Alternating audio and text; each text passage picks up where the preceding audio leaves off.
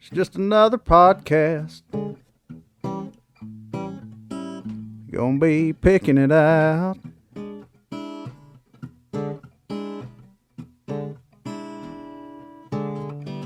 Yes, another podcast. Gonna be picking it out.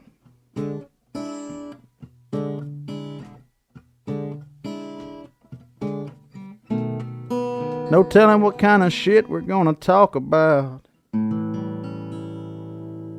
Yeah, we got the WWE Hardcore Champion Hall of Famer in the house.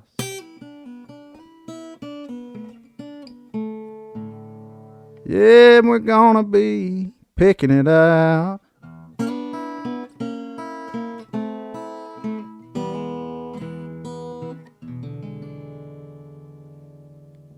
Hey, y'all. Well, my name is Andrew Pope. I appreciate y'all tuning in to Picking It Out once again. Man, we're going to have some fun this week. We got this old guy sitting down in Florida, I think. But he's a good old Loki. Man, this guy's been everywhere and done everything, and he's in the WWE Hall of Fame. Just living legend when it comes to sports entertainment in the wrestling business. You got Mr. Gerald Brisco. What's going on, man? Hey, brother, man, I enjoyed that intro there. I enjoyed that picking there. I thought I'd reach over and get me a bottle of Jack over here, you know. And I tell you who'd be excited right now if he's sitting here with me, old Paul Bear, man. He loves just sit around and listen to somebody pick like that, you know. He was from Alabama, wasn't Yeah, he's from Mobile. He's Mobile born and bred, man. he? I He's true and true that tide, boy. I didn't know that for a long time, and I remember seeing it may have been some kind of WWE produced film or something. I remember seeing that. Yeah. He was from Alabama. Yeah, he was proud, man. I mean, he never let you forget, you know, Mobile. I mean, and you pass through Mobile, you know, as a wrestler. If you're changing territory back in the days, when we used to have to travel a lot, and we had to what we call territories, you know, Oh yeah. guys would pass through Mobile, and boy, if you pass through Mobile and Percy, we called him Percy at the time. That's called him Percy all of his career, even when he PB or Percy. And if he ever heard you pass through there without looking him up, man, he was upset. Man, that was a hot spot, wasn't it? Yeah, Mobile was a fun spot to work, man. And as you and I was chatting a little bit off air, some of those towns in Alabama, man, if you were one of those bad guys, brother, you had to fight to get out of those arenas because you guys up there, man, you took your homeboys seriously. I mean, you know, you get in the ring, gets old Bullet Bob Armstrong or some of those guys like that. You get a little aggressive on them. You look out in that crowd, man. We didn't have those 6-foot barriers like they have now for protection. You know, it was right up against the damn ropes, man. You didn't know what was coming at you. Hey, it don't matter who it is. All it would take for you, just take their arm and just crack a couple of bones. No matter who it is, man. I've done heard the stories. There, you know, partly truth and partly fiction, as they say. Man, back in them territory days, I just feel like you have seen some legendary musical people in your life on the road. Who is by far like the best concert you ever went to or experience you had with Willie or Waylon or something like that? Well, you mentioned two of my favorites there, but I tell you, you know, growing up in Oklahoma and rural Oklahoma, you know, we only had like a couple of stations to listen to out there in Blackwell, Oklahoma. It's right on the Kansas border, you know. We get WSM from Nashville, of course. Mm-hmm. Then we get MOX from St. Louis, and then we get Wolfman Jack from El Paso, Texas. You know, He was But crazy our as hell. preference was at WSM and the Grand Ole Opry music. And Yes, I sir. go way back, you know. My grandpa, of course, Hank Senior. You know, he was always a big fan of him. But I grew up on Little Jimmy Dickens, you know, Webb Pierce, Roy Acuff, and all the original Opry guys there. And you know, my first really fascination with country music was a lot of people, probably even you too, bluegrass. You know, listening to some old Lester Flatt and Earl Scruggs and Bill Monroe. You know, and all those guys. Well, man, I go on and you know, you stop me anytime you want to, because I get to the point where I ramble sometimes. But Hey, you know, you talk all you want to. I watch that damn Ken Burns thing, you know, Legend of Country Music. Oh, was that not something? It was something, but I was disappointed. You know, I'm a Western swing, and Hank Thompson. You know, I was. You know, they Bob Wills is still the king, but you know Hank Thompson, Oklahoma Hills, and you know, Oh yeah, Six Pack to Go, to and go, all yeah, those classics like that. Hank Thompson was him and Buck Owens was really the first two country music legend superstars that I ever became friends with. And you know, with Hank, I mean, he was at the point in his career where he had hit the big time. You know, then you know you have those little valleys, and when you have those valleys, you know, you're playing those real small venues. So places around Oklahoma, we had Hank Thompson, you know, all the time. It seemed like every Friday or Saturday night you could lick that thumb and head out and catch a concert by old Hank. You know. yeah. They left a lot out of that. It was really in depth, and I mean, as far as country music documentaries, probably by far the most in depth. You know, full picture documentary going back to the Carter family and even before that you can get. But they did kind of leave some stuff out. Yeah, of there, they left some gaps in, especially for us, you know, as diehard fans. You know, we all have our favorites, and if your favorite gets left out, it's not everything you want it to be. But if you look at the broad picture of it, it's like doing a documentary on wrestling. You know, I mean, you grew up in Alabama, so you got your favorite guys in Alabama. I grew up in Oklahoma. You know, I had my favorite guys out there. The people who grew up here in Florida or Carolinas or Michigan or, you know, anywhere, they always had their favorite. So if a doc comes out and they happen to leave me out, you know, people in Florida and the South are going to get upset, you know, but the people up north, as long as they include Vern Gagne or something like that, you know, they're happy with it. So it's all relative, but you know, Ken Burns, he did a hell of a job. But you know, going back to my breaking in with country music, some of the first concerts, like I said, were Hank Thompson concerts. I remember a concert when I was 14 years old, and I wasn't supposed to be there. It was at Oklahoma State University in the student union. Well, I knew, you know, being growing up in Stillwater, my brother was a student at Oklahoma State. I knew all the ins and outs of getting in that student union. They had a fire escape that led right up to the ballroom. Me and a couple of buddies climbed up that damn fire escape. Jerry Lee Lewis and Great Balls of Fire was playing that. Oh, hell yeah. Man, oh man, he burned that damn that piano down, and those cowboys were going crazy there. And you know, we're on the outside of that fire escape thing. We're you know rocking around out there, about four of us out there. Pretty soon, the campus police, we see these flashlights. We're making too much noise out there. The band happened to turn around and see these crazy guys out there on the damn fire escape. So here comes the campus police. We're high school kids now, you know. So they pull us down off the damn fire escape. They, boys, you guys got to get out of here. You're not old enough to be here. You know, this music is not for you. You're too young. Jerry Lee Lewis, come on.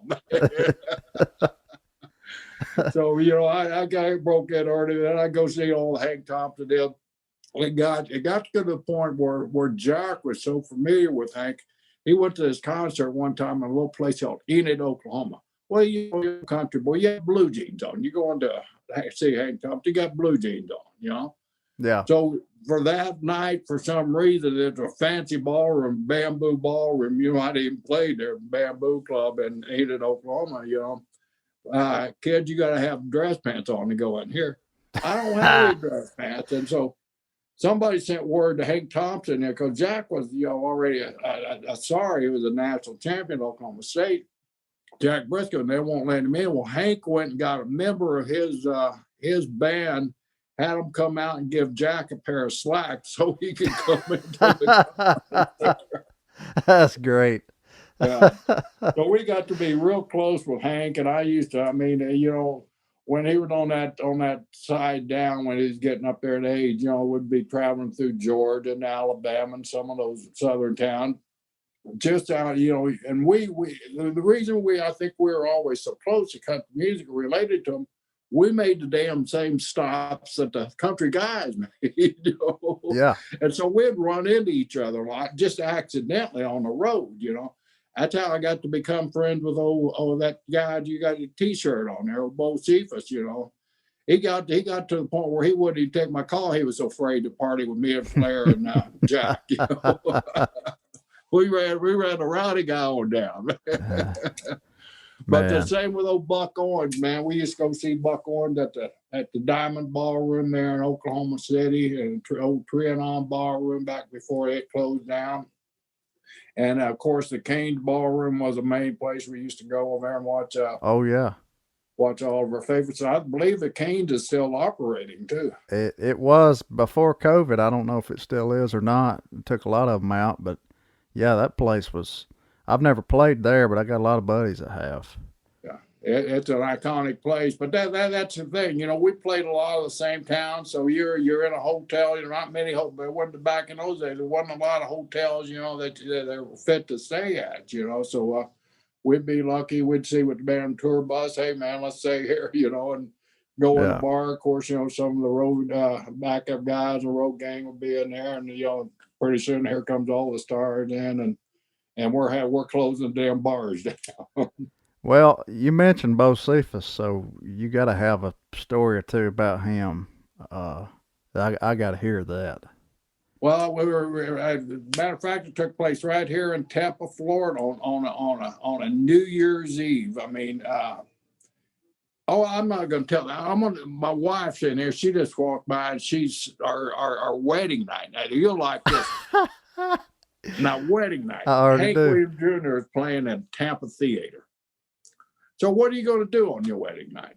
My brother said, I got your wedding present, you and Barbara. Well, I got 4 tickets to go see Hank Jr. tonight at the Tampa Theater. I mean, we got married in a little country place right up the road here in Dade City. And so we came home, changed clothes, and we headed downtown Tampa, man, to the Tampa Theater. So here's my wife and my sister-in-law, my brother's wife. They're sitting out there. So Hank Jr. invites us in the back to celebrate and give us a shot of tequila. You know, well, that one shot of tequila turned into another shot of tequila and another shot of tequila. And before you know it, they're banging on that damn bus door. Junior, you got to go on. It's time to go on. I'll be out there in a minute. Tell the band I'll be out there in a minute. About an hour and a half later, he finally made it out on the stage. And how he got through that show, you know, I'll never know. But my wife still gives me grief about, you know, we're spending, and I'm drunk on tequila. You know, I already stand up and come home and I'll pass out on a wedding night. You know, and, I'm a real heel when it comes to that. But I got so many stories. The night my son was born, I was in Charlotte, North Carolina, and John Anderson. Yeah, I met John Anderson for the first time, and I didn't know John Anderson was a Florida boy. Mm-hmm. You know, Pocket, Florida, right there by Orlando, where my brother and I are big stars. That I first met John's brother. I think he was playing the drums or the bass or something like that for John at the time. So he recognized me, and I saw them whispering to each other. They were doing the first set, whispering to each other up on stage and kind of looking over my direction. My son was just born, and I told my wife I'm going to go home, change clothes, and I'll be back at the hospital. You know, later on. So, you know, here I go. So I see them, and so they walk by taking their break to go out for this first set and come back. And I here comes John's brother over. He said, John wants to see you. out on the bus. Okay, so it's a little bit calmer this time. So we got on the bus, we start BS, and he's telling me about when him and his brother were kids. They used to pretend to be the Brisco brothers and put the figure four leg lock on each other, and used to sneak into Eddie Graham Sports Complex. So they'd have enough money to buy 2 tickets. So one of them buy a ticket and do the old heel thing, and sneak the other ticket out and come back in with the other brother there. I said, well, just so you won't feel too bad, I got in free here tonight too. So we I love sat John. there, and John was a professional though. John wasn't the big Sergeant Hank Jr. was. He couldn't ignore those knocks on the door, And so he said, do me a favor. He said, I got this bottle of Cuervo right here. He said, I'm gonna do my last set. He said, you'd really be a hero if you stay and just meet the band, meet everybody when we finish off tonight and finish this bottle of Cuervo. I said, you got a deal, man. So he goes on to say, Mike Rotundo, well, IRS was there with me. He was there celebrating with me. And so we're at the Palomino Club, I think it is, in Charlotte, North Carolina. Big old place, and it was packed. So John comes out. John was hot with that old swing and just a swinging, Oh yeah. Oh yeah. Yeah, oh yeah. And so he swung a little bit, and he finished that damn concert out, and made the announcement about me being a new father and all that stuff. And he finished up his gig there.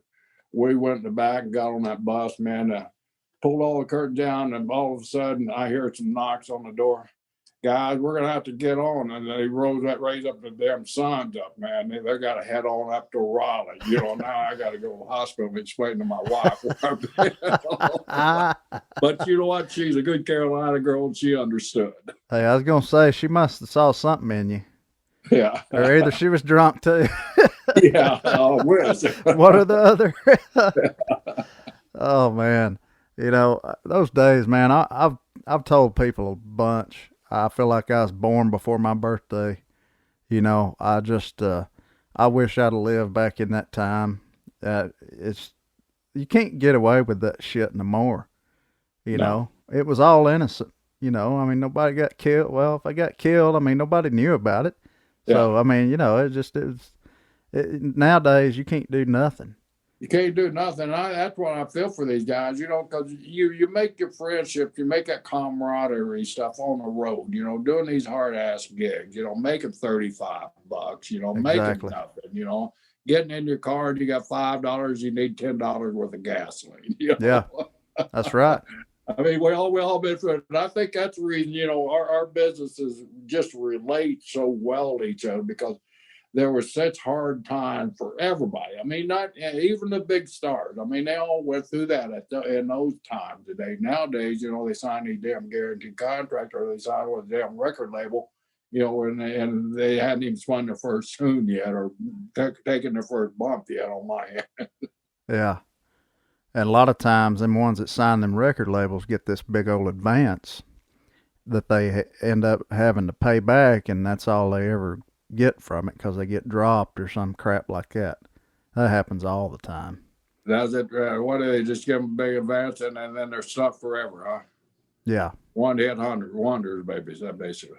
Either that or they shelved their record they made that they had to pay for with the advance. Wow. That's terrible.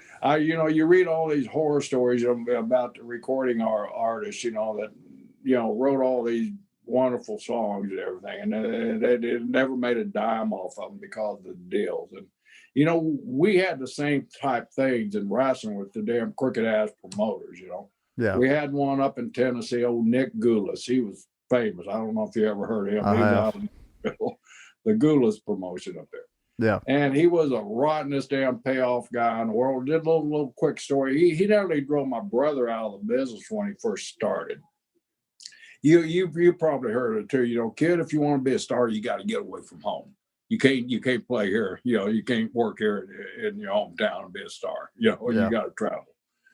So Jack had heard all that from everybody, those Putney Monroes and all these guys passing from Tennessee, Alabama, out to Oklahoma. So he went to Leroy McGurk. He said, "Can you book me out?" So he called a couple places, couldn't get him booked in Dallas for Fritz, couldn't get him booked up in Kansas City for a guy or whoever it was. So he called Nick Goulas. And Leroy come to Jack. Jack, I got you booked in Tennessee for Nick Goulas. You start on such and such date. Jack had, just got out of college. He had a wife and 3 kids and all. That's the reason he left college a year early. And so he got in his old Pontiac, and it's like Don Williams. I left Oklahoma driving in a Pontiac, About to lose my mind. Yeah, about to lose my mind. So he drove to Nick Goulas's territory, and he was working there. Nick was one of those guys that pay in a pay envelope every night, and you open up an envelope to be $7.75 in there. How you come up with 75 cents? Who knows? But Yeah. But that was your percentage, and so. He wasn't making any money, in other words, and trying to send money home to his wife and kids. So, yeah, like I said, he had this old Pontiac he'd bought in school for $7,525, whatever. He was driving one night in a big rainstorm. One of those damn hillsides decided to give way when he drove by it. Damn boulder fell down on the engine of that Pontiac, totaled it out. Oh, man. Lucky he wasn't killed. I mean, like an officer told him if that had been another foot, it would have landed on that rooftop and you'd been smashed underneath that rock, So Good Jack God. called Nick and wanted some money to fix his car, and he wouldn't give him any money. So Jack saw, I think it was a guy by the name of McCarthy, Tiger Joe McCarthy, loaned Jack $25. Jack went down to Greyhound bus station and bought a damn ticket to come back to Oklahoma. He said, "That's it. I'm quitting wrestling. I'm going to go into coaching. I'm going to get my degree and finish school and go into coaching." Well, about that time, he got a break, and Fritz von Erich had called him and wanted him to go down to Texas. As soon as he got to Texas, the promoter from Australia called him and said, "Jack, I'll pay you a pretty good bundle of money at that time. I think it was around $700 a week to come down to Australia for 3 months and work for me down here." So Jack jumped at that opportunity and took off down there. But yeah, that experience in Tennessee just about drove my brother out of the business. Man, I mean, there's we got promoters like that too. Shit, I got paid in brownies before. Brownies. I hope they were baking something special there. Well, they look like them. It was in Virginia, Ashland, Virginia. And I was on a big tour. I went to Philadelphia and everything, and it was just me driving out there doing acoustic stuff. And the place is real cool. At the end of the night, I mean, the sound was great and everything. I mean, everything was good. And then at the end of the night, they said, "Well, we don't really have any left over from, the bar didn't quite do what we was expecting, but before we closed the kitchen 30 minutes ago, he made you some brownies. Chef made you some brownies." Well, that was damn nice of him. Thank you. Was you hungry? And well, I was hungry for something. There wasn't that. But they looked like them gourmet brownies or something. I thought, well, these will be good. Man, they's the blandest things. They didn't even taste good. And I thought, well, hell, that just ends up leaving a damn bad taste in your mouth more ways than one, So we got that shit too. I mean, it's contracts. I mean, hell, they don't really help the situation. Sometimes it don't feel like you fill out a contract and then people still stiff you, That's something different. We didn't have contracts until the corporations came along, and then that's when they started offering contracts. But we're all free agents. I mean, we could go wherever we wanted to go. The only rule that we had back in my days about coming and going, he had to give the promoter 2 weeks notice, 14 days that you were leaving his territory. That way he could take you and beat you every damn night of the week and twice on TV on Saturday night. So just beat the hell out of you so you were a piece of meat, so you were no good anywhere. But it didn't really matter because the only place it was shown was there and you were leaving there, going someplace else. But if you wanted to come back, you always had that stigma against you, And a lot of times, like Jerry the King Lawler, I mean, he was notorious for this shit. He'd bring a big star in and he'd beat him. He'd film it. He said, I'm just going to show it here in Memphis. But now Jerry's got this catalog of him beating Hulk Hogan, beating Nick Bockwinkel, beating Jack Brisco, beating Dory Funk, Terry Funk, Harley Race, Ric Flair. Mhm. And now he's selling that damn thing for hundreds of thousands of dollars. you Yeah. know, what he was paying those guys $30-40 to come up and do a damn job for him. So Lawler's a smart businessman. I've heard that. I've never met Jerry. Never met the king, huh? No, I never met him. Never got the chance. If you go to Memphis, man, you got to go to his barbecue joint. I haven't been there, but I understand it's a heck of a place, and he spends an awful lot of time there. So you probably go there, and that he get word that you're in there. He's gonna come down and see you and take some photo ops. So. I've heard that place was pretty good. Yeah. And you from Alabama, you know barbecue when you see it, right? Oh yeah, we got some damn good barbecue. That's one thing Alabama does have, at Dreamland barbecue, man. Oh yeah, Dreamland and there's actually Hilltop or what's that other place there? Hilton. There's one in I can't remember the name of it now. I took Jimmy Hart there. It's in Huntsville. I can't remember the name. It's an old one, but I can't remember the name of it now. Man, that place Jimmy is Hart, good. man, I bet you he told you some story. That guy's nonstop, isn't he? Yeah, I want to try to have him on here if he knows how to do Zoom or anything. I'm sure he does. Jimmy's pretty advanced for his old Memphis self. He was a rock and roll star. You know that, right? Yeah. Oh yeah, we talked a lot about that day. I'd love to have him on here. Because he's kind of music and wrestling too. He kind of covers the whole thing. Man, do you remember the first time you met Vince? How that was? Was you intimidated? Was he intimidated? Or well, I was really fortunate. I met Vince when he was young and his old man was still going. And I was young and I was making my way up that ladder, and I was in Madison Square Garden. The old man brought me up Madison Square Garden back in those days, and it's probably the same for the country guys going to Nashville or something. But yeah, the magazines were all, of course, Apter and all those guys were all New York based, and if you wanted any publicity, like I was working in Carolinas and Georgia and Florida, very rarely would those magazines pay for a photographer or a writer to come down to those territories and interview you. Mm-hmm. And so the promoters knew. It's sort of like, and I'll get to the story on Channel 17, Atlanta Superstation, a little bit later, but this is predates that even. So if you wanted any publicity, you had to go to New York and work in Madison Square Garden so you could get all those damn rag magazines, Wrestling Review and Wrestling Illustrated, to take some pictures of you, and then perhaps we get a cover shot or at least a feature story in a damn magazine. Mm-hmm. So promoters would call Vince Sr. and ask, "Hey, can I send so and so up?"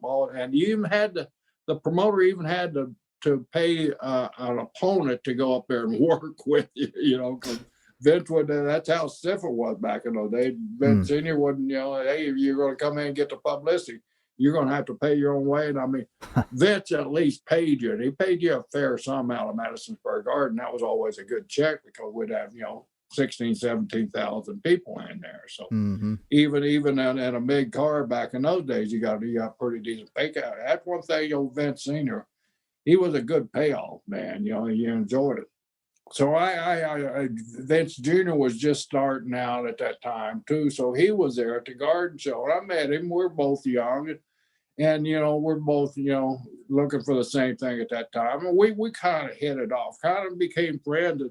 It really wasn't intimidating. His old man was the one that was intimidating because he was my boss at that time for that night. The junior was just there. He was just a TV guy. And I dealt with boss's son before, and Vince Jr. was just a boss's son at that time. He wasn't, but we liked each other. They used to come for vacation down in Florida. We'd be over Hollywood, Florida. They had a house over on Boca Raton over there. So we'd invite them down to Hollywood or Fort Lauderdale or Miami. we'd book the WWF champion in Miami because, all the snowbirds coming down from the north. So we had a good working relationship with the McMahon. So when I started working with him and started creating a deal, my brother and I started creating a deal to sell our territory to Junior. It wasn't like it was an adversary relationship. We'd already formed a kind of a friendship. We're not a close friendship, but one of those remote type friendship where it was kind of more of a respect deal than anything else. So Yeah. that's really, I never had to go through it. And I've seen guys, like you say, just scared to death to even pass the hallway with Vince because he is such an intimidating person. But I never had that type of relationship with him where I was, kind of afraid to approach him or anything like that. You ever have any beers with Vince and y'all go hang out at a country show or anything like that? I can't see him doing Not that. a country show, but we did talk him into going to a couple of gentlemen's establishments a couple of times. But he was really good on that. But he was really he enjoyed, would unwind and before everything just blew up to what it is now, where you can't go out with the guy. Yeah. Some, as you know, in your business, there's some guys, you just can't even go to the hotel bar. Everything got to be room service and stuff like that. Yeah. Miserable life, but You always got them. yeah, I've been them before. Back in the days, when we were just starting to build, we could all go into a hotel bar and kind of have a good time and drink the bar dry and you kind of laugh about it the next day. And Vince was really good at that. I mean, he loved hanging out. Sometimes he'd go through. I'm sure there's a story you might have heard where he was taking all the guys' finishes. I think we're in Detroit or somewhere like that, and we'd been out hitting a couple of bars. We walk into this one bar. I think Jimmy Hart was probably there. Even I'm surprised Jimmy. But he took the Legion of Doom clothesline from hell from the top. One of them was on top of the bar, and he was on the shoulders of the. That's when he first broke his neck. I bet somebody's but he got wanted pictures. to show everybody how tough he was, that he could take everybody's finishes was the point to the whole thing. So he was taking everybody in bars finishes. Bret Hart nearly knocked him. Well, he did knock him out one time, but this was pre Montreal. Bret nailed him, and Vince got wobbly. Yeah, Vince was a pretty good roadmate for a while until we just got to the point where it just got insane. Then the whole atmosphere, of course, changed. But I've seen guys walk down that hallway, like I said, they'd rather go in a broom closet than pass Vince in a hallway. Man, yeah, he's talking about things getting insane like that. I mean, I know that Flair and Arn and Barry Windham and y'all and all those guys, just it was huge. Y'all were like rock stars, all through the late 70s and the 80s and the territory days. But even back then, I mean, could you have ever imagined, I guess on maybe a pop culture scale, more of an entertainment scale, that it would become what it became in the late 90s? Not really, Andrew. I mean, yourself. I mean, when you're starting out and you have visions, you have those dreams, and you have those personal goals. I mean, your goal is probably to sell out Texas Stadium or every damn stadium you go to. And be the headliner, top of the bill there. That was all of our goals, and if you're competitive, you see somebody out there working or, picking the tune, and I'm better than that. And you look around and damn, there's 10, 12,000. Well, I could put 15. If he can put 12 in there, I could put 50. I mean, that's the attitude you got to have and possess if you're going to elevate yourself. You can't, I want to be on this milk guy and draw 5,000 people or 2,500 people, Yeah. No, hell no. I want to be up here and draw 20,000 seaters, and that's just the attitude that you had to have during those days. So it's quite a journey, as you know. When I mean, in the late 90s, like when Steve Austin just freaking Wow. exploded. Did you ever imagine that it would get that insane, that fast? I never imagined the reaction that these guys were going to get. I mean, you could always, and being around it on a weekly and almost a daily basis, you could feel that momentum going and that ball start rolling. Mm-hmm.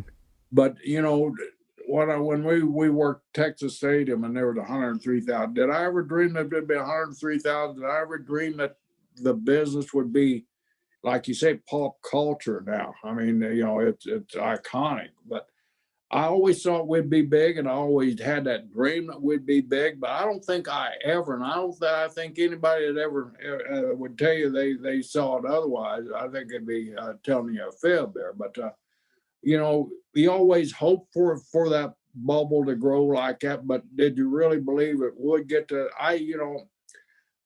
No, I didn't. And when we draw on those 100,000, 80,000, 90,000 seat arenas, I would just, first time, I think I can't remember, WrestleMania 3 when we went in that damn Pontiac Stadium. We'd been doing good. Okay, WrestleMania 1 was a success. WrestleMania 2 was, pretty successful.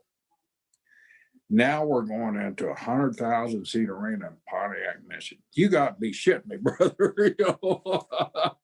Yeah, and we weren't real financially sound at that time either. Yeah. So, there was a lot of risks Vince was taking. But that's the thing about him. He got those testicular fortitude grapefruits that bounces his damn knees out of place. And he carries his hamstring carrying those damn things around, But I'm going for it, guys. And damned if he didn't make it work. But I never dreamed anything like that, Yeah, WrestleMania 3 was, I mean, that's still the one, when people are talking about pay-per-views, old wrestling pay-per-views and stuff, that's I think, the standard.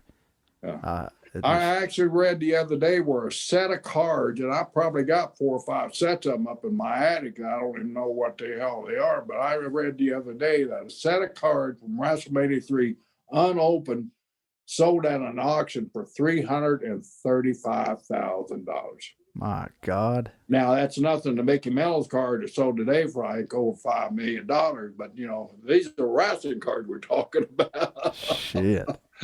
That's insane. And, $335,000 for a set of unopened WrestleMania 3 trading cards. I think it featured Hogan, Warrior, Andre, of course, and a couple Macho Man and a couple of other guys on it. Oh, man, that's insane. That's the part of the business I never imagined. You're wearing that T-shirt there. I don't know if you ever heard this story, but the first wrestling T-shirt ever. You know who it was? Mm-mm. It was the Brisco Booster T-shirt, Brisco Brothers Booster T-shirt. Wow. Me and Les Thatcher. You know who Les is, right? Yeah. He's been around longer than I have. He's out here like Putney Road, man. He's like Coca-Cola. He's been everywhere. He's been here forever. So we were traveling road mates up in North Carolina. Well, it was back in our long-haired hippie days, and Rod Stewart was playing at Memorial Football Stadium there in Charlotte. So I had a little blue Mercedes convertible. We were down in Spartanburg on Saturday night, 90 miles away from Charlotte, and I was on last against Rip Hawk or somebody like that for the Mid-Atlantic title. We wanted to get back in time to see So Rod Stewart, we already had it set up where I could park in the back, park my car in the back, and just run in back through the backstage there, and be right there by the stage. And so we get in that damn Mercedes, and of course we got to stop and buy us a 6-pack to make that 90-mile trip in. So we get our 6-pack and we take off, and we look at the clock. The promoter told us about 11:35 he's going off and he ain't coming back on. So you got to be here before that. So I got that damn blue mass Mercedes just pedaled as hard as it could run about. Man, we make it, and Rod, it's about 10:20. By the time I get my car in there, I get up there and we get the last tune of Maggie May. Man, he's off the air, but. Leaving that damn concert, I'm noticing all these little girls running around with Rod Stewart T-shirts on. I looked at Thatcher and I said, Les, you notice anything on these girls? He said, yeah, they're all young and beautiful. I said, yeah, but look what they're wearing. They're all wearing those damn T-shirts. Yep. Why don't we have T-shirts? And we're in North Carolina. Les said, we started talking about it and made a couple of road trips, a few more six-packs, and more six-packs we got, the bigger idea we got. But we started a T-shirt company. We went up to Burlington, North Carolina, where Hanes is, the T-shirt manufacturer thing. Right. We bought like 10 dozen of their seconds, the shirts. We got them like for 25 cents a shirt back. And this is the 70s, early 70s, Yeah. There's nothing, 25 cents. And so, okay, now we got the T-shirts, how are we going to get that image? He said, well, Jerry Lawler is a good friend of mine. Jerry's an artist. So so we went around, we got Les, we got my brother and I, we got Andre the Giant, and we got Thunderbolt Patterson, all to sign a contract that we could sell their T-shirts at venues across the Carolinas, Wow. This is pre-Vince days. So we went up and he contacted Les, contacted Lawler, and Lawler drew the artwork for us. We took it up to a screen printer up there. You got those T-shirts for a quarter a piece, and had the free screening, had the free artwork from Jerry the King Lawler, and we printed up those shirts and we started selling those things like hotcakes. It got to the point where, now the great thing about the Carolinas in the summertime, they run all these little football stadiums and baseball stadiums, and so they're all outdoor venues, hot, sweaty, so. Yeah. We go to these venues, and I'd load that little blue Mercedes up with boxes of the damn T-shirts, and Les would have his van along behind us. We'd load them up. We'd go and find the prettiest girl with the best endowed girl we could find there, and give her some T-shirts. Hey, we'll give you a free T-shirt if you'll stand by the table and just be there for us. Sure, okay, So we started selling T-shirts. We just all those damn T-shirts. So now it's getting wintertime, where you don't have the outdoor venue. So Richmond, Virginia was a really big venue for us, and Brisco's were bigger than hell there, and Thunderbolt Patterson. Mm-hmm. So this is like I said, the Rockers had already just started doing the T-shirt. So the venue, the bigger venues already had a system for it. So we didn't know about that system because we were just working on the ballparks, and we had Jimmy Crockett's permission that we could sell the shirt, so we didn't have to pay the venue any money. But we started making so much money. All of a sudden, Jimmy Crockett come up and said, "Guys, you guys pay me a part of your T-shirt sale." And then we go to Richmond. We want the venue to sell it. Well, you got to give us part of your T-shirt sales. So now our cost is getting up there, and with the bigger venues, the more T-shirts we had to get. And I was working full time trying to get to the top, and Les had done his time there in North Carolina and take it off. So it was just me. I had a 2-bedroom apartment. I had one bedroom that was just stacked with boxes of T-shirts. So I'm by myself trying to figure this out. How the hell am I going to get? I went to Bill Apter and I said, Bill, would you run me an ad in Wrestling Review? So Apter runs an ad and then those damn wrestling magazines for free, mind you. Wow. And I got Florida Championship in their program down here doing all over the state with the ad in there too. And Crockett's running on his deal because he's getting a piece of the pie now.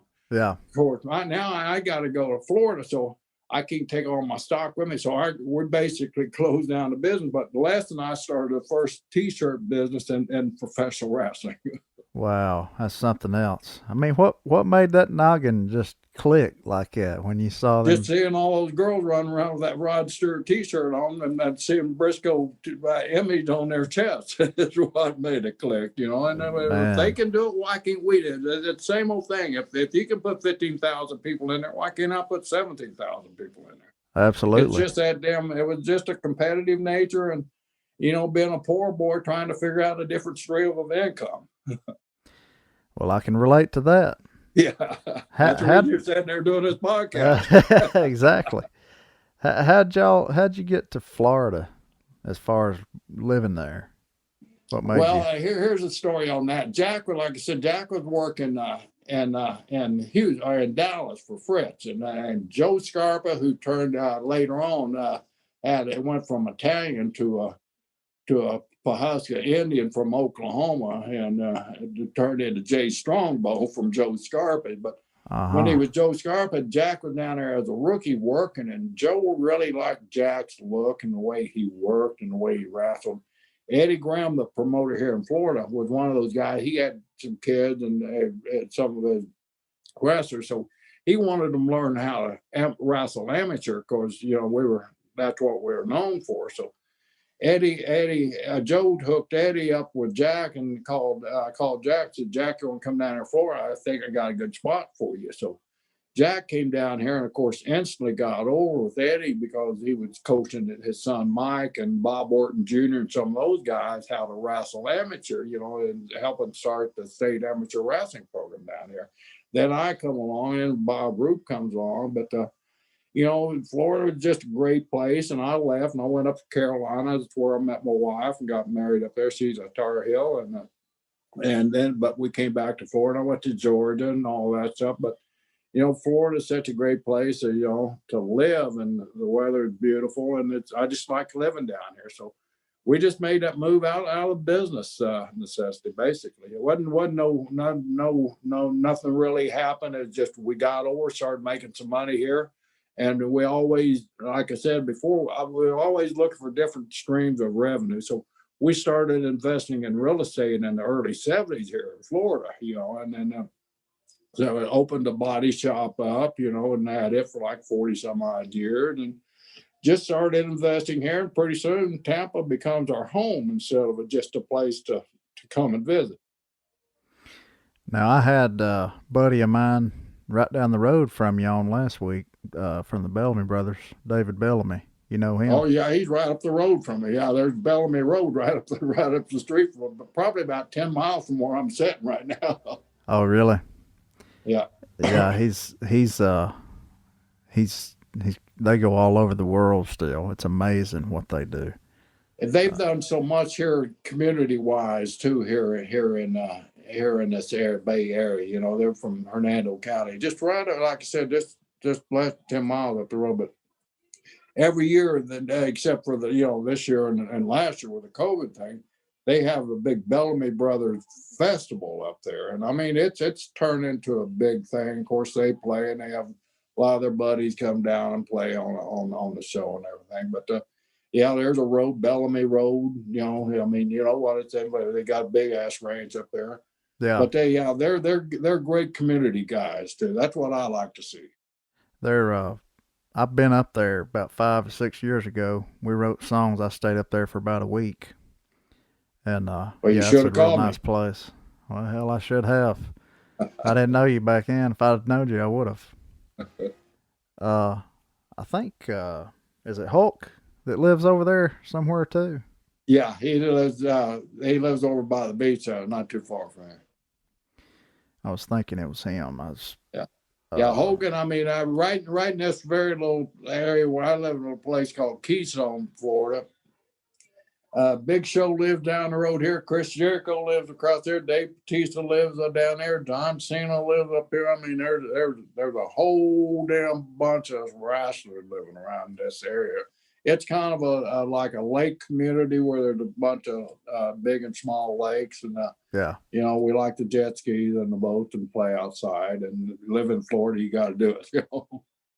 We fight the alligators in the summertime, though. Oh yeah. And hurricanes. Yeah, and hurricanes. See, we don't have hurricanes in Alabama. We got them damn tornadoes, though.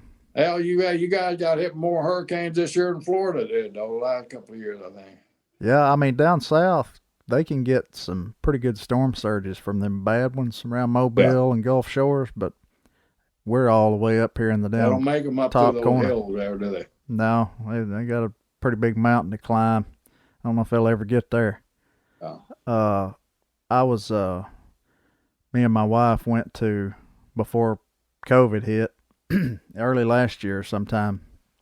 Dustin Runnels is a buddy of mine, and AEW came to Huntsville, and we went and hung out with Dustin, and Chris Jericho was there and everything, and I was talking to Arn. He introduced me to Arn Anderson. And I was talking to Arn, and he said that him and Ric Flair and Barry Windham, gosh, 5 or 6 of them used to ride their bikes up on Lookout Mountain to Fort Payne, and nobody ever knew. And he said that was like a spot. I said, well, how'd you find that spot? Out of all the damn spots. He said, I don't know. I just run the road, But there's Little River Canyon up there around close to where Randy Owen from the band Alabama and Teddy Gentry both, close to where they live. There's Little River Canyon. And a lot of people will come up there, and they got DeSoto State Park. And, I mean, you've probably been there and didn't even know it. There's an old theater in Fort Payne. They used to have some wrestling matches, I think. Yeah, they did. I think I wrestled there back in either like 69 or 70 or something. I'm pretty sure I wrestled in Fort Payne. I mean, used to it was the sock capital of the world because there's so many damn sock mills, but now all that's gone after the 90s. That pretty much went to overseas. But Arn Anderson, boy, he's got some stories to tell you, doesn't he? Oh yeah, well they were working, so I didn't bother him too much. But Dustin just introduced me to him and took a picture of us. And Dustin, I've known him, of course, since he was young, and I reminiscing today. I had to go. I had an appointment, and I was driving by, and old Dusty Rhodes' old house, or I think the first house that he ever owned here in the Tampa area. I passed by it today, and I started thinking, man, oh man, all the parties that we used to have there with Dusty and his family, and all the guys that are gone now. I mean, but Dusty lived right down the road from me here, and Dream and I and Jack were really tight. Dusty was actually, him and Dick Murdoch were some of the first people besides the Funks that I ever met in this business and became friends with. I met them in 1969 in Amarillo. Both Dusty went out drinking with Murdoch that night and learned how to be a West Texas cowboy real quick. Have to watch out for flying chairs, man. You go in those honky tonks, the roadway ends with old Murdoch, man. You knew there was going to be some fists flying before the last call came. And there were, man. I saw Terry knock out 2 guys with 1 punch, and then one of those little honky tonks there in Amarillo. But there were some fun times. Like you said, where there was an innocent time where you could do stuff like that, and nobody was going to sue your ass, and you're looking at going to jail or being on TMZ or anything like that. There's a saying, man, I'm glad I'm old because I did all my crazy shit when I was young, before internet, Oh, Terry Funk, some of that stuff we did, if we tried to do that now, it'd be all over the TMZ and all of that stuff. Oh, yeah. We'd be blackballed for life. Yeah, it'd be canceled. Terry Funk, man, he's a crazy son of a bitch. I love... crazy story on Terry. You ever met Terry? No, I never met him. You'd love him, man. He's just meeting him in person, just like seeing him on TV. He's just a old Texas boy, just old, long, drawn out old Terry Funk. But I had a crazy story with him down in Puerto Rico. We're wrestling in Roberto Clemente Coliseum, the 12,000 outdoor baseball field, and right outside of I think it's a little place called Bayamon, right outside of San Juan there, where the big baseball field is. And it was packed. And so I don't know if you ever played a Puerto Rican crowd, man, but on Saturday night they get into that rum, and they get pretty salty down there. It's like playing one of those old Alabama or West Texas places, on a Saturday night. The Cowboys are juiced up. And these Puerto Ricans, they're juiced up. And they love the Brisco because we had local TV from Florida down there. So, we're the main guys that they see on TV down there. So we're wrestling against those dastardly egg-sucking dogs, the Funk Brothers. And so, man, here we go. So We go out to the ring first. Here comes the Funk Brothers, and right at the warm up, where the batter takes warm up, there's a little gravel pit where the guys can stand in there and take batting practice, swinging, just to get their footing right. I see Terry reach down. He grabbed a handful of that gravel. I elbowed Jack, and he said, watch out." So Terry's getting closer to the ring, and there's a sea of Puerto Ricans. The police are just pushing out of the way there. Finally, Terry gets up close to it. "Here, damn Brisco Brothers." He takes it there. Jack said, "Duck." About that time, he throws that handful of gravel. We duck, and it peppers the front row ringside. All drunk ass Puerto Ricans, they're up, and the bell hadn't even ring yet, and Terry Funk started a full-scale riot. Now we got to get through the riot before we could have the damn match, and the promoter wanted the match, of course, Oh, man. And Terry's all bloody and beat up and everything. We're in there, and before the finish of the match, here they come again. Terry's got us down, beating on us, and that ain't gonna happen. We had to fight 2 times. We had to fight our way out of the ring in one damn night with Terry Funk. Oh, man. He was a ball to be around, man. You worked pretty closely with Vince when you got hired by the WWF. Of course, you worked there a long time, 30-something years, didn't you? Yeah, 36 years, and I somehow I ended up, being Vince's go-to guy there, and he had very few of them, in those Well, days. He trusted you. I think it was because, like I said before, the relationship that we had, when we were younger, and I'd never really asked him for anything, and he knew, I was 100% business. I wasn't gonna BS him. So yeah, I think it's because I'd known him long, and I think he trusted me, like you say, and we were able to. But yeah, I became, like I said, I was one of his traveling mates, and back before the Lear jets and the Gulfstreams and all that stuff. Even then, when he got all that stuff, I was still sitting there beside him on those damn jet planes.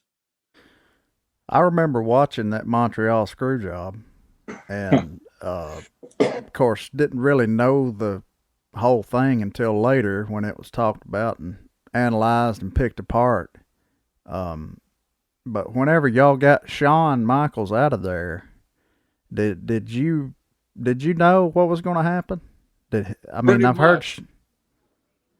Pretty much knew everything was going to happen. I mean, it was pretty much everything that happened. We pretty much went over. Vince and I went over for the night before, and I'm telling you something that probably hadn't been said. I don't think I've said it anyway. But I had Bret Hart and I. We met at Vince's, and I respect the hell out of him. He's great. One thing that does irritate me occasionally, brother, is well, I knocked Vince McMahon out with one punch. Well, Vince and I the night before had talked about it. He said, "What do I do if Brett?" Because we're talking about our exit route. After this thing is through, how we're going, what we need to do. My number one concern was getting Earl Hebner out of there safely. Yeah. That was my number one thought, was getting Earl out and then getting Shawn Michaels in a safe place. I knew if I got Shawn in the backstage where Paul was, Triple H was, and where Kevin Nash was, and where X-Pac, I knew he would be safe. So I knew all I had to do was get him in their hands, and I could focus on the other. But Earl was the main one I was concerned about. So I got Earl out. Then I went back and I wanted to get Shawn out, and I got Shawn out, and Shawn was walking. He was carrying the belt in front of him, and they were throwing shit out. I said, "Shawn, put the belt over your head like that." So he put something bounce off the belt and set it off his damn head. So I got him to safety, and then I got to get Vince to a safe place. And JR, JR didn't.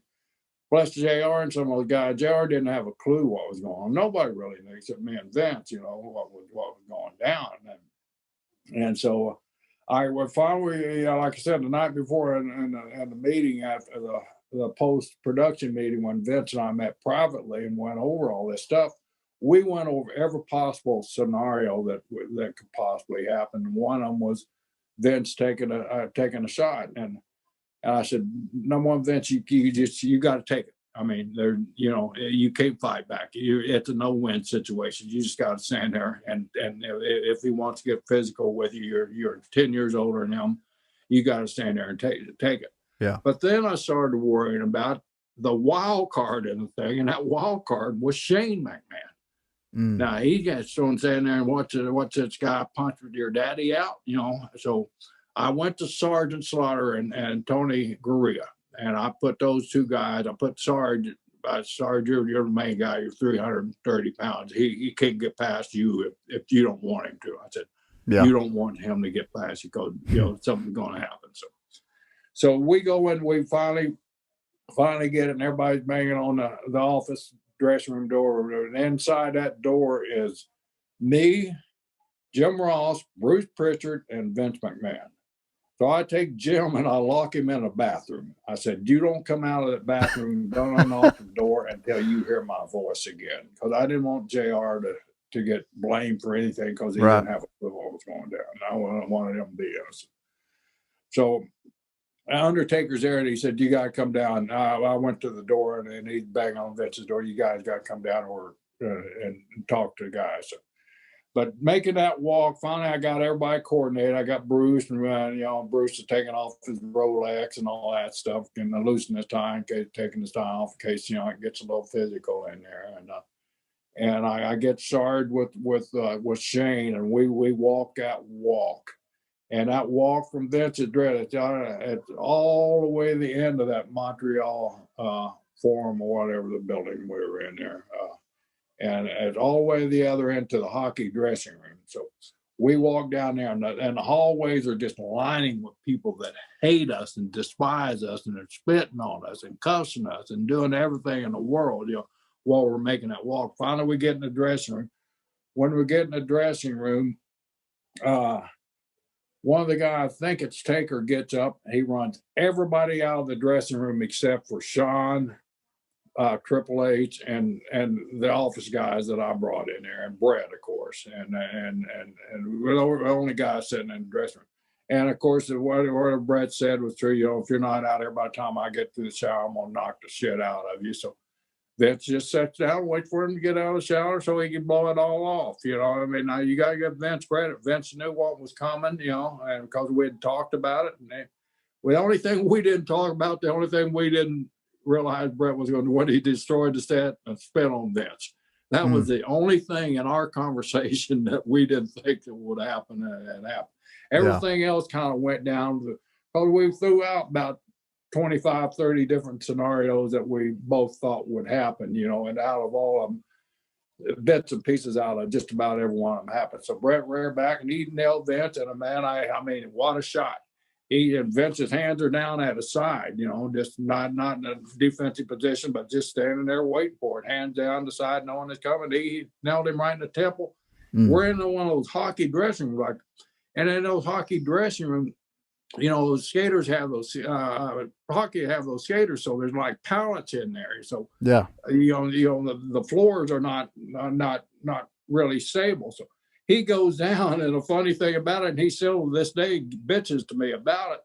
Now there's a big scrum because he goes down and Brett dives on top of him, but we'll allow Brett one hit, but that's all he's going to get. You're getting a more offense, free anyway. Yeah. So we all go down. We try to separate in the scrum.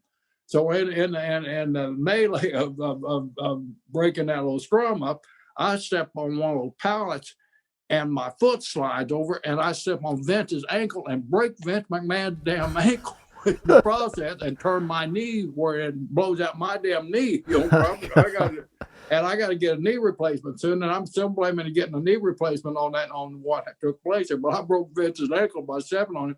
He still said, biggest damage I got was damn Brisco's fat ass stepping on me and breaking my ankle. Oh, but that's man. a little humor in the whole hateful situation. Oh, man. Did you ever think that make amends and he'd be back on Raw? Yeah, I sure did. I mean, because number one, Brett is Brett's a great guy. I mean, he had to, he had every right to be pissed off, but you know what? We did what was right for the business. I mean, Brett, and I know I'll probably get heat saying it, but I'll hell, I'm gonna say Bret Hart's old man was a promoter. Yeah. He ran a territory up in godforsaken northwest fucking Canada, excuse my language, Canada, where nobody wanted to go. So he had to fight like hell to get guys to come up there. Now, what would have happened with Bret if Bret would, Stu want Bret to take a title, and this guy said, "No, I'm not going to drop the title. I'm going to leave and go to another place that's paying me $3 million, and I'm going to take your title with me." I mean, what would happen? Stu would take the damn guy down in the dungeon and break his damn arms. What would happen? So that was the thing I really didn't understand. The Bret's background in the business and knowing how hard as a promoter it is to establish something, and we're right at the point where we were getting ready to bust open, and he's saying, "No, you're not getting your title back," and so, it had to go down like it went down. Yeah, and like you said too, I mean, y'all was right at that breaking point where the Attitude Era was about to really just take off. So for him to be in the business as long as he had, I don't really understand either. I know it's a pride thing and all that, but there's a bigger picture, I feel like, that outlasts, the individual characters. And it's for whatever's good for the whole business. He should have understood, I think, that, y'all couldn't take a chance on giving him what he was wanting. Because to me, that I would have done the same thing. I would have done the same thing. You're not taking our belt over there. They're already kicking our ass. Yeah. But y'all was about to come out ahead. Yeah. And I don't see how he didn't get that. I believe his old man would have done the same damn thing too, if it come down to his territory, of the guy walking out on him. And I mean, I'm sure that wasn't the first time something like that. I think Cornette come up with something that happened back with Gotch or one of those guys like that, where somebody wouldn't drop the title and they did a screw job, put a ringer, so to say, in against it. Man, it's just a bunch of crazy shit happened behind the scenes that you didn't really know when you was watching it back in the 90s, Yeah. It was a stressful night. That night, my phone did not stop ringing. We actually stayed there. And then, like I said, this before the pre-days of the corporation, the corporate jets and all that stuff. So we had to drive the next day to Ottawa. Montreal to Ottawa was about 4 hours. You talk about a tense drive. Now, I'm with Jim Ross, who didn't have a clue what was going on, that was pissed off because he was head of talent relations and nobody bothered him for him. But we didn't want him in the middle. We wanted him to be able to say, "Guys, I didn't know what was going on," and be honest about it. So we didn't smart him. Bruce Pritchard, who was production manager, he didn't know, and he probably shouldn't know. Pat Patterson and myself, we're in this car. We're driving 4 hours from Montreal to Ottawa. And man, we'll all load up in that car, and it's like you're on the way to a funeral. I mean, just everybody just sitting there, Guys, this can go on for 4 hours, So Tim Horner's, whatever the name of that place, donut shop. Hey, man, let's pull over Tim Horner's there and get some coffee and donuts, And so we pulled over and got our donuts and coffee and got back on the road. We had a little donuts, and everybody's still sitting there. Finally, JR said, "All right, who in this car knew what the hell was going on last night?" I said, "I didn't know a thing, nobody told me nothing. Everybody said I said it, I don't know nothing." Bruce, "Oh, fuck, I didn't know nothing. I'm so damn pissed off at whoever did that to him, JR. I didn't know nothing. I'm still sitting there." All of a sudden, I feel those eyeballs on me. "All right, Brisco, you hadn't said anything." These are my best friends. These are guys, you're on the road with every damn night. Yeah. "All right, guys, I'm going to tell you." I said, "Do you remember last night when Vince broke up the production meeting?" And he said, "Okay, everybody, let's have a good night." And he said, "Brisco, do you mind? You stand back and talk to me for a few minutes."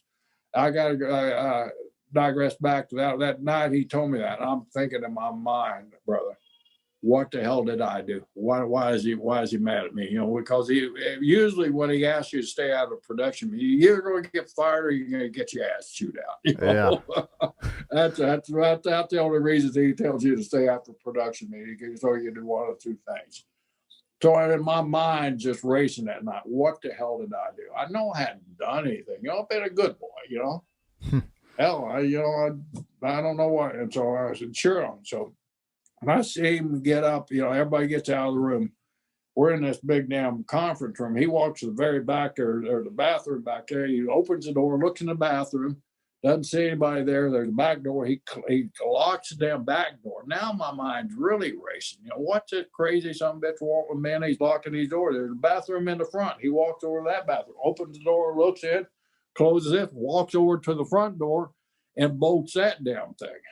And I said, holy shit. I must have really done to him. He comes over and sits down, and he starts laying out the situation to me, what he feels, we should do and how I felt about it, and if I would be an assistant to that night. So, man. I agreed. He laid the whole story out, and I questioned him on everything I could possibly think of that night, on why and the alternatives. Why did you guys change the match? Well, hell, if we'd changed the match, we'd put Ken Shamrock or Undertaker out there. Undertaker, all you had to do is put me out there, and he wouldn't have beaten me. I mean, sure he wouldn't have, but he would have known something was on, and would he have gone out there and had the match? Is the question.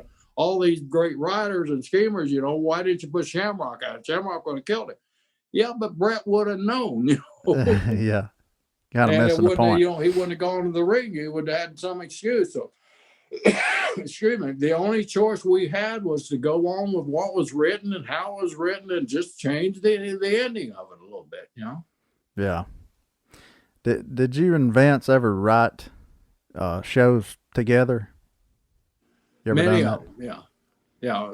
That was a challenge all the time, because we would, and it wasn't just being Vince alone. I mean, it was basically that group. That was his go-to people was JR, Pat, myself, and that was basically it. And that was with him constantly, that he wanted to travel with and discuss all types of business and his vision of going public and his vision of growth. I mean, I everything that they're doing now, I heard all this shit in his mind in 1986. Ain't that something? He saw all this stuff, Andrew. That's the amazing thing about that guy. He visualized all this stuff happen. Did I ever think it'd happen like that? Hell no. But he told me what was going to happen, and it damn sure happened. That's the amazing part of it. It really is. I mean, he's a visionary. Yeah, he certainly is. And but that trip finally, when I started telling everybody, that I knew, and then they all got pissed off. Why didn't you tell me? Well, I couldn't. I mean, I didn't even tell Earl Hebner, the referee, until seconds before he was going into the damn ring. And then I thought I was going to have to fight him to get him to do it, because Earl was loyal. I mean, Earl was loyal to Brett, but, he was also loyal to paying his mortgage also. He knew what he had to do to pay his mortgage. Yep.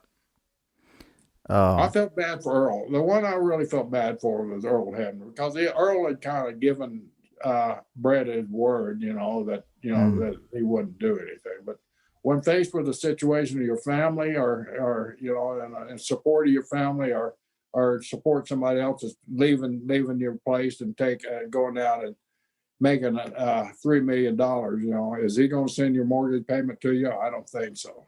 So Earl made the right decision.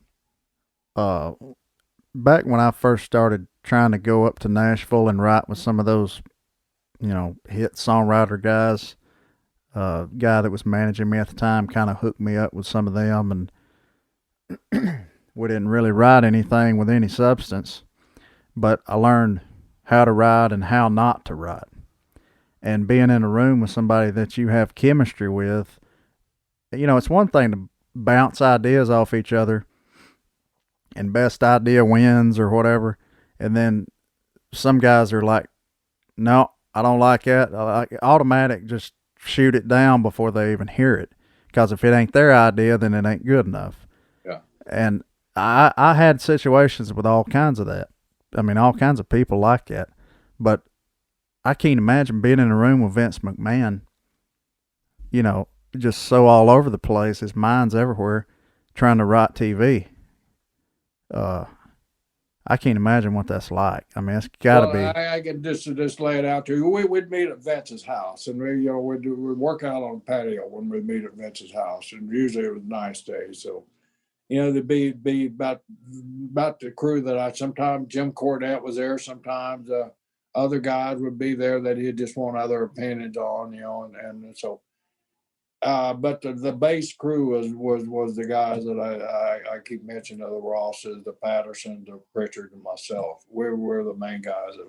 It was so frustrating because finally you get all the BS. You know how it is. You go down to a creative session. You gotta get all that BS out of your mind. Just clear your mind with all the BS. So we'd have about 30 minutes that BS session and just get it cleared out of our mind so we could start taking care of business.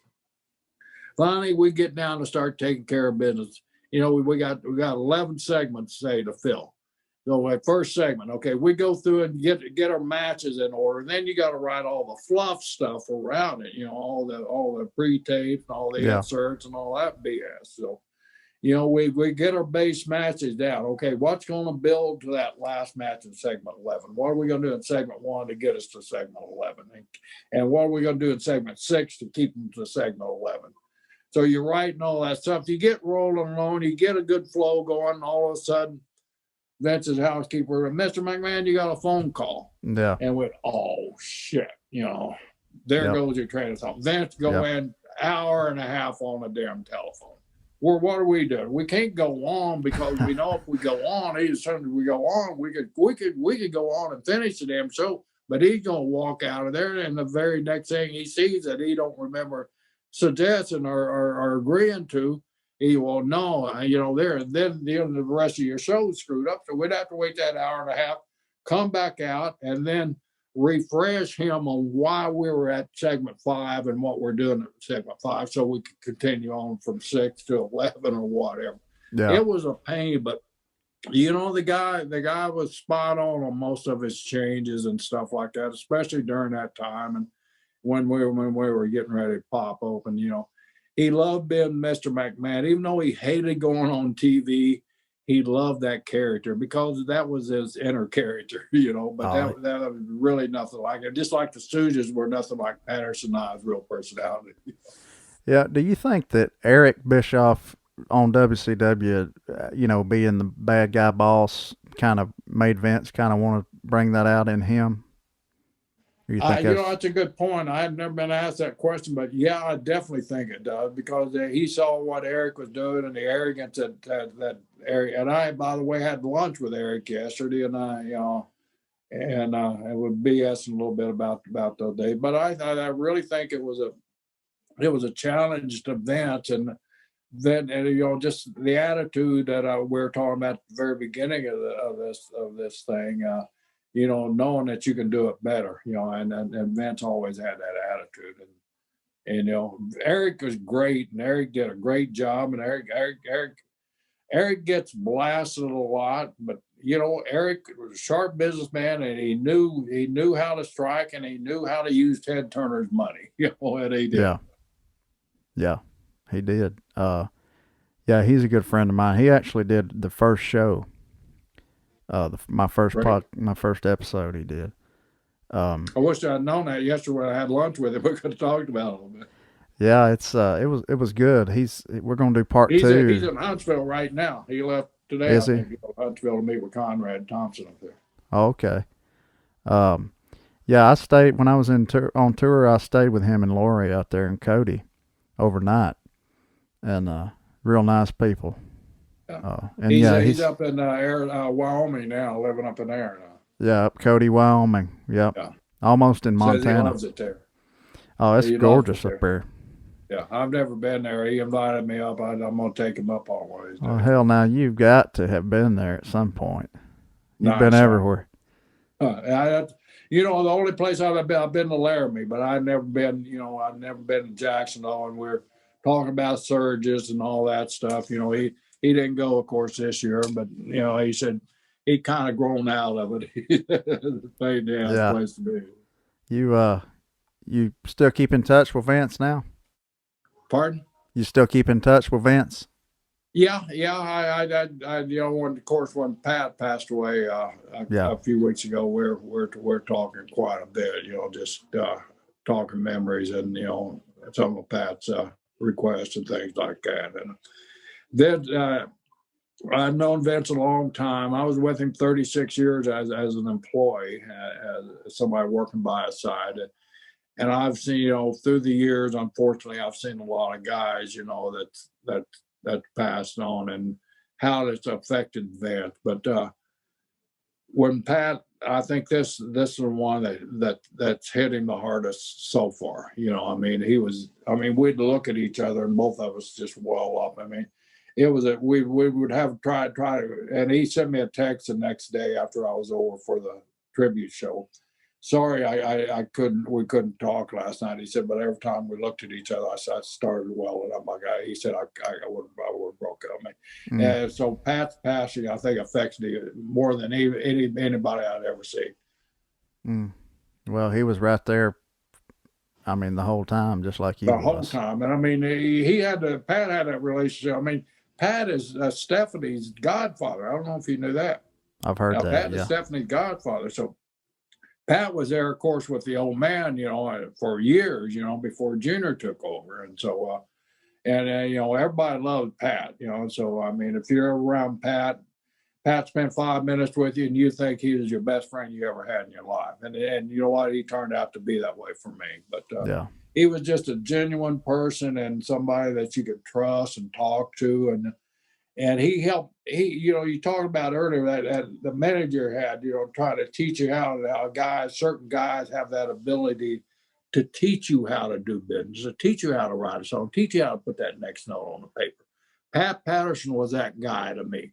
Pat Patterson taught me how to do business with Vince McMahon, and it's an art to do business with him because I'm a stubborn old Okie, and I get fired up. I'm Native Indian and Native American. I get fired up, man, and I get pissed off, and I blow up, and I say the wrong things. I'm human, And Pat, after I do one of those blow up things, Vince get up and walk away.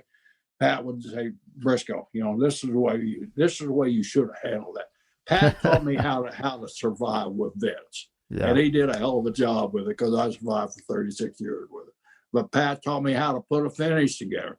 Pat taught me how to tell stories and putting finish together because I was just a wrestler. You don't go in and you wrestle your match. You go out and you play your tunes and all that stuff.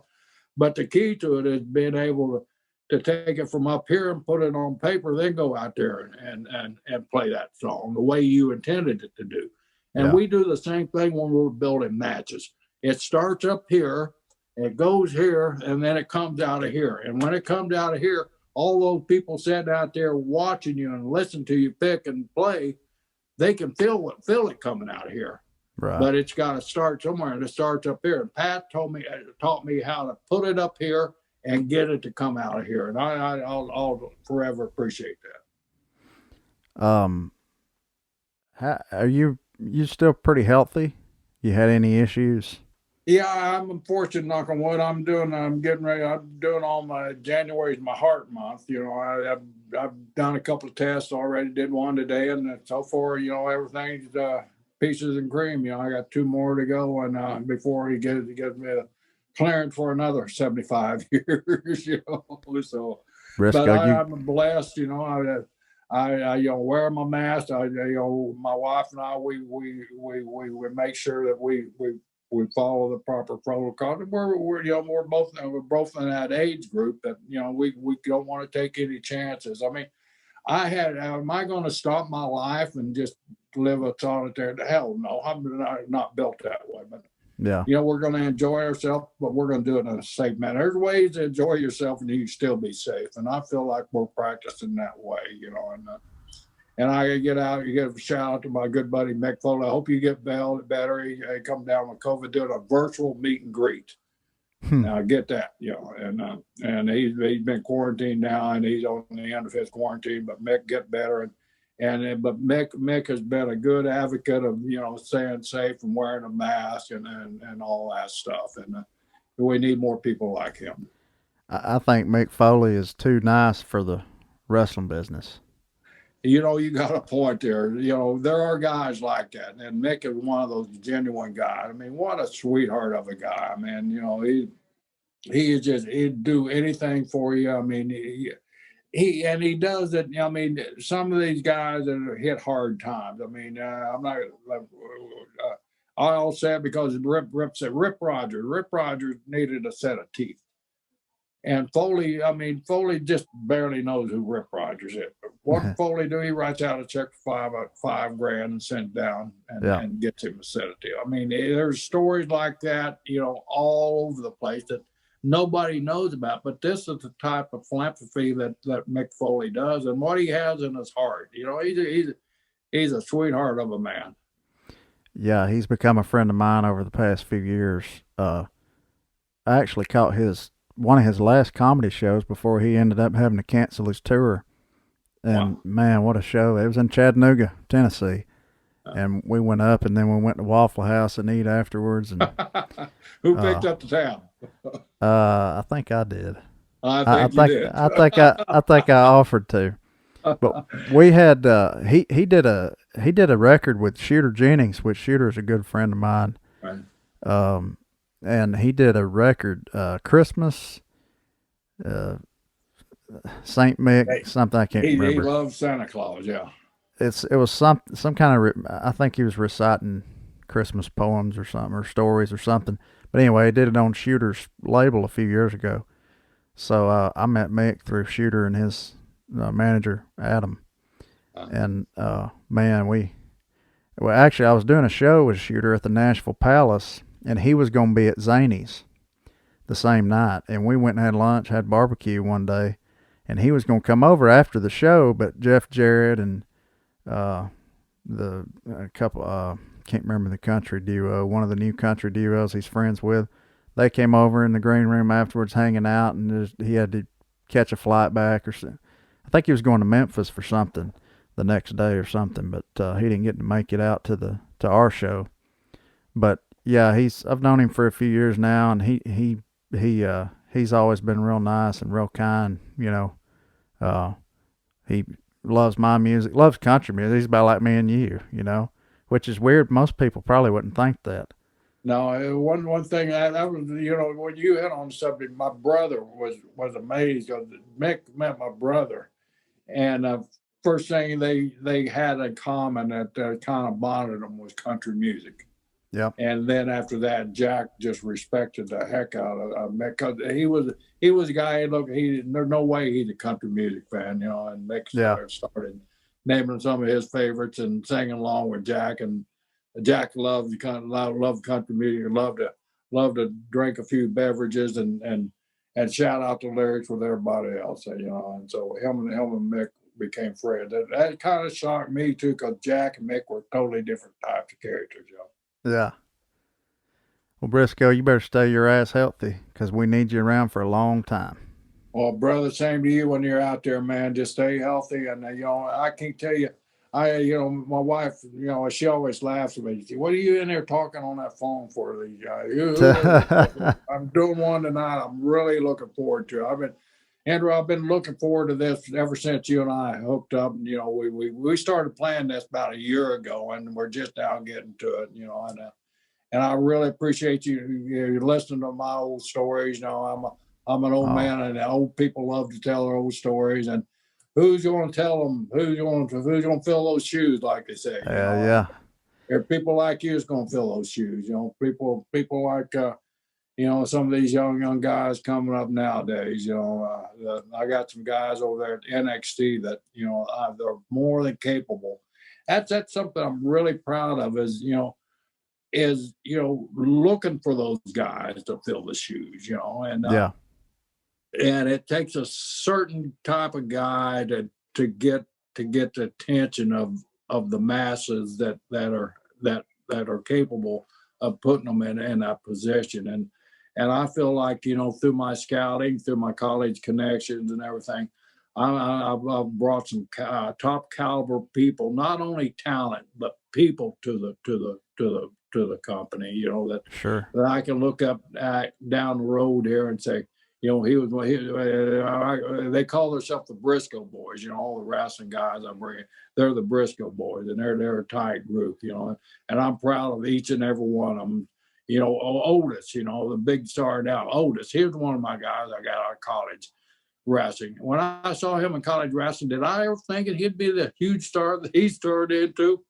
No, but I knew he'd be a character. I knew he'd be a star because he had that such special personality and that character to him. So that's the reason he was the last guy I put on my list to come down to NXT. He was the first guy out of that group I brought down to get hired. You know, so little do I know, you know, what's going to make the appeal. But you know, I got a few guys down there now. I got a kid from Duke University that can be the next, insert whatever name you want to insert there. I mean, we got some good kids over at NXT, and I love to see that. I love to see it when they get that call and they leave NXT and go that next level up there. That excites me as much as winning a title or winning a belt now, you know, because that's my reward and that's my payback for all the good times and all the blessings that I had in this business. It's trying to find those next guys and give them that opportunity that I was given, you know, and it's strange, you know, a lot of people really don't know how to get to that next step, but I'm there to answer their questions and be their friend and be their mentor and try to guide them there. And, you know, I'm proud of all these kids. And I'm proud of the kids that make it there that I didn't have anything to do with, you know. But, you know, you got to have that next group, you know. There's got to be another guy come along or, you know, your business goes stale and, you know, you go to the bottom. And we don't intend to drop anywhere.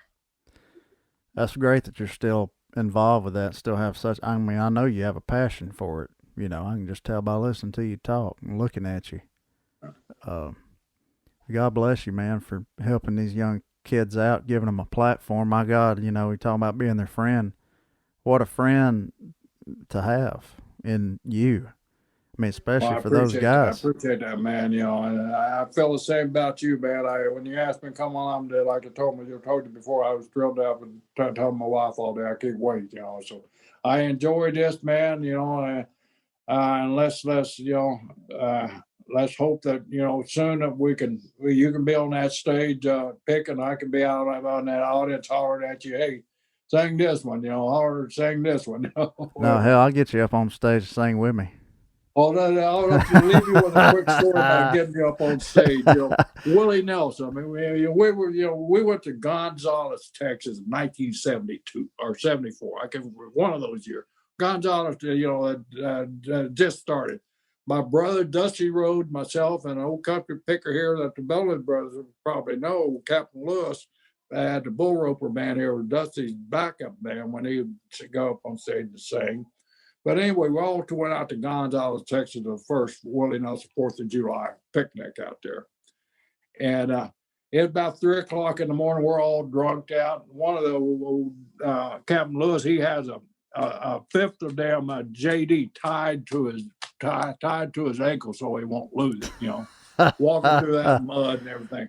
About 3 o'clock in the morning, all of a sudden we look up on stage, we hear this song, you don't have to call me darling, darling, and David Allen, Efren Cole, you know, come on stage for the first time. At 3 o'clock in the morning, I never seen a place come to life quicker than that in all my life, man. And 3 verses, I mean, 2 verses, he had everybody on their damn feet singing along, and I mean, you forgot what time it was. We pulled that bottle off of Captain Lewis's ankle there. We finished that damn jug of Jack and made it through the rest of the night. I think Ray Price had to follow that shit. Oh, man. That's great. But anyway, I was getting to my story. So Dusty Rhodes thought he was a singer. So we were friends with Willie because we'd run into Willie everywhere. And, Willie always liked hanging with us because we were crazy like he was. So